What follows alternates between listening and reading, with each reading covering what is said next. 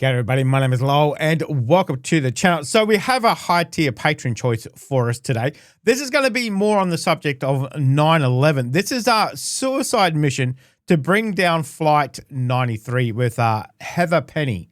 So let's jump in and let's have a look at this one. Sass and I were willing to give our lives that day. We took off knowing that if we were successful in our mission that we would not be coming back. You are about to embark upon the great crusade to meet this mounting aggression. And make no mistake about it, good will prevail. I was born at Davis-Monthan Air Force Base in Arizona, and I was raised primarily back west, although we moved from Arizona to Florida to Hawaii. But really I grew up in Reno, Nevada, and Denver, Colorado. My father's service was absolutely an influence on my decision and desire to serve and become a fighter pilot. He was a Sandy pilot in Vietnam. He flew the A-7, rescuing downed airmen and also flying bombing missions over North Vietnam. And then his service, continuing service in the Reno Air National Guard flying F-4s definitely impacted my desire to fly. I love everything about flying, from the challenge to the freedom to the discipline, from the physical sensations to the intellectual demands. Everything about flying is transformational. What I loved about the F-16 was all of that in a jet that you just became part of. It wasn't something you flew, it was something you strapped into. I mean, if you thought it, the jet did it. But it was more than just flying, because we've got the tactics and the mission. So I often describe it as playing chess at 500 knots and 9 Gs. I was sitting in a scheduling meeting on the morning of 9/11. It was a skeleton crew in terms of the squadron. We had very few people there that morning, only enough to send up a 3-ship for that morning's flight. So there was a handful of us in that scheduling meeting that morning. We first learned that the World Trade Center was hit when an enlisted troop, David Callahan, interrupted our scheduling meeting and said, an airplane crashed into the World Trade Center. But the way that he said it didn't provide any indication that it was an airliner that had deliberately targeted and aimed itself to crash into the World Trade Center. So we only thought that it was a small general aviation aircraft, like the one you see behind me. And so we didn't think that any serious damage had been done because we didn't see the images. It wasn't until David Callahan came back a second time and said a second aircraft hit the second World Trade Center, and it was on purpose, that we got up, we went to the fighter squadron bar, and we saw on the television what everyone else saw that morning. That was when we knew our nation was under attack. The primary challenge that we had that morning was that even though we knew that we needed to get airborne, that we had to protect the nation's capital, we had two primary challenges. One was that as the District of Columbia Air National Guard, we did not have a chain of command, a line of authority that could give us authorization to launch and get airborne to protect and defend the nation's capital. As an Air National Guard unit, our standing chain of command is civilian. For most Guard units, it goes up to the governor. That's how units get ordered to fight forest fires and build sandbags for floods. Our civilian chain of command doesn't go to the mayor of the District of Columbia, it actually goes to the President of the United States, which was not something that he typically utilized. So that chain of command was very difficult for us, because our federal chain of command, which is utilized when we go to war, was not something we were part of. You need to remember that we were not part of an alert unit. We were not sitting alert. And as a matter of fact, the nation had more than decimated our alert capacity after the fall of the Soviet Union in 1991. They had literally cut the Air Force in half. So while we had sat alert at one point in history, we no longer did, which was the other reason why we didn't have any live weapons. That was our second problem. We needed to get actual missiles, live missiles, built up and loaded on the jets. We knew that we needed to get airborne. The Pentagon was hit, but we still did not have orders to launch. We still did not have the authorization from the right authorities, the command authorities, to be able to launch. The guys in the bomb dump, our weapons troops, they were building up the missiles, but we would not get those missiles in time.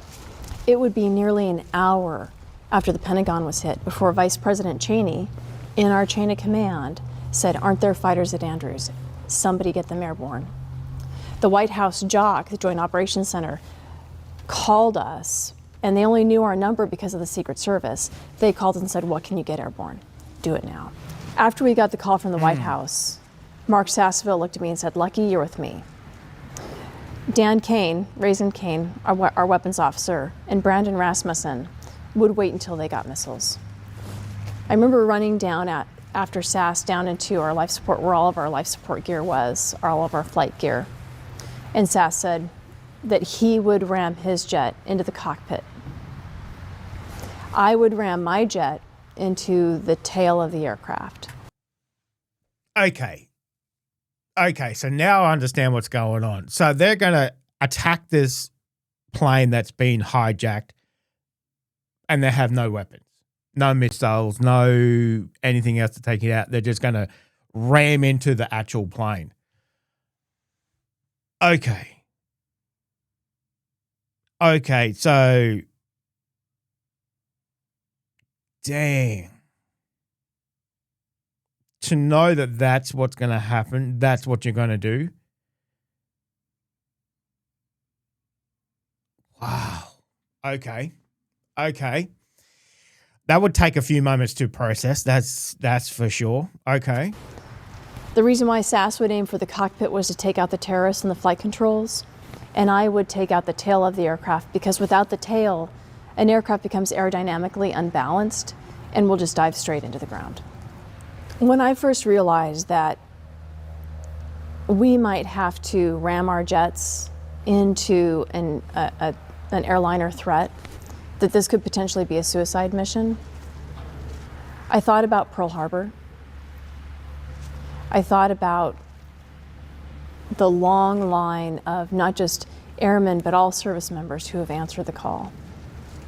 And although in the military we don't plan on doing suicide missions, if this was what my nation needed to do, that was my purpose. That was why the universe had put me there.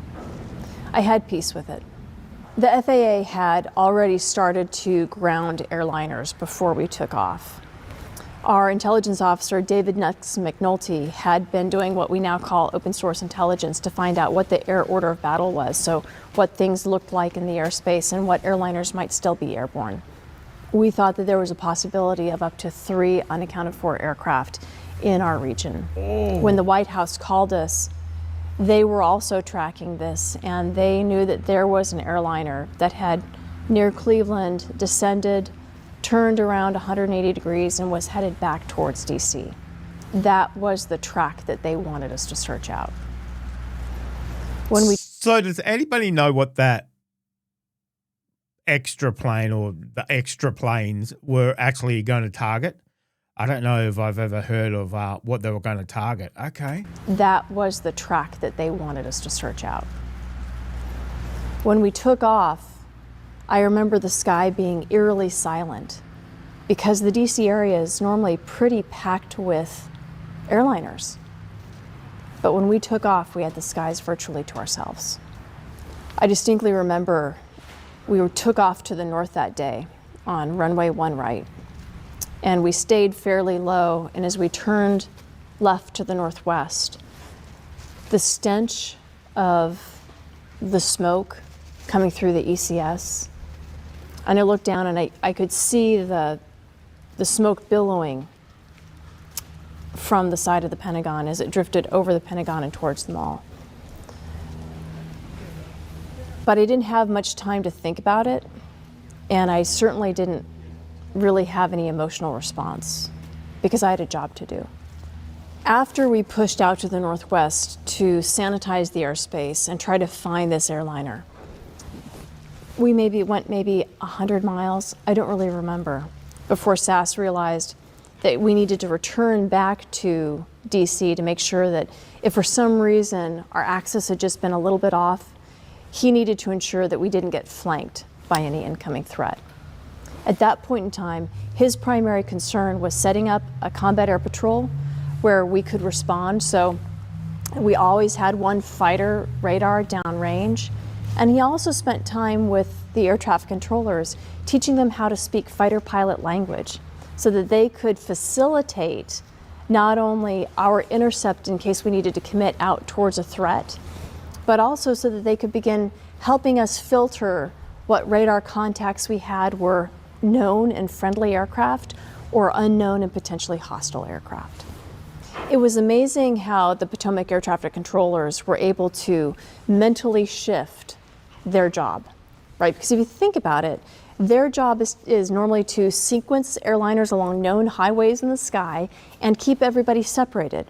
But now what we needed them to do was, in a totally messy and confused airspace, facilitate our ability to intercept and then, basically rejoin on an unknown entity. They also needed to help us filter the airspace so we knew who the good guys were and who the potential bad guys were. When SAS first set up our combat air patrol with just the two of us, there were other contacts starting to pop up, whether or not it was on the Potomac air traffic controllers radar or our own radars. The first thing that we did was work with Potomac air traffic control in case they knew what that contact was. If it was a known and a friendly, then we could just leave them alone. But if it was an unknown contact, we would commit out of the combat air patrol to do a visual identification to see what it was. Was it a helicopter? Was it a light aircraft? Was it a twin? Was it an airliner? We had to rely on visual identification because at that point in time, we didn't have any other methods. I think it was probably about 45 minutes after we took off before Dan Kane and Brandon Rasmussen got airborne. They needed to wait until they were armed with live missiles, AIM-9s.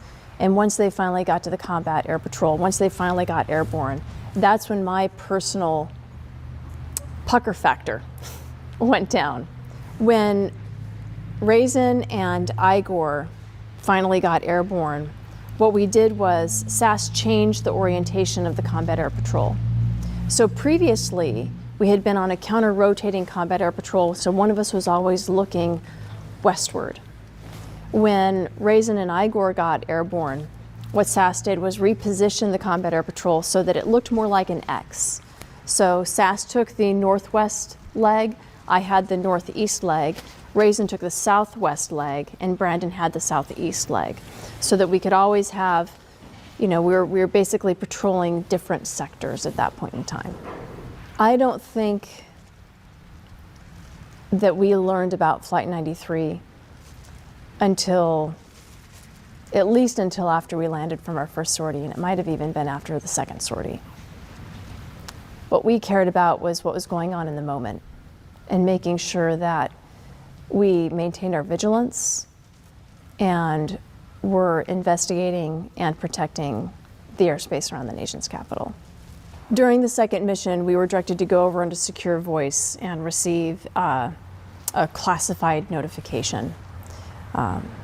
SAS and I were tasked to go intercept Air Force One to help escort President Bush back into the DC area. We flew to the northwest to intercept Air Force One and his escorts, and then safely bring him back into the DC area.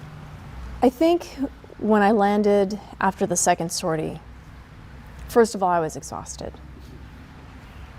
But what we were prepared to do that day didn't strike me as anything special or anything unusual, because I believe anybody would have been willing to do what SAS and I were prepared to do that day. We took off knowing that if we were successful in our mission, that we would not be coming back. But what we were willing to do that day wasn't unique or special, because any other service member who had been in our position would have been willing to do the same thing. But to be honest, any American would have been willing to do the same thing. And I can say this with confidence because the passengers on Flight 93 did.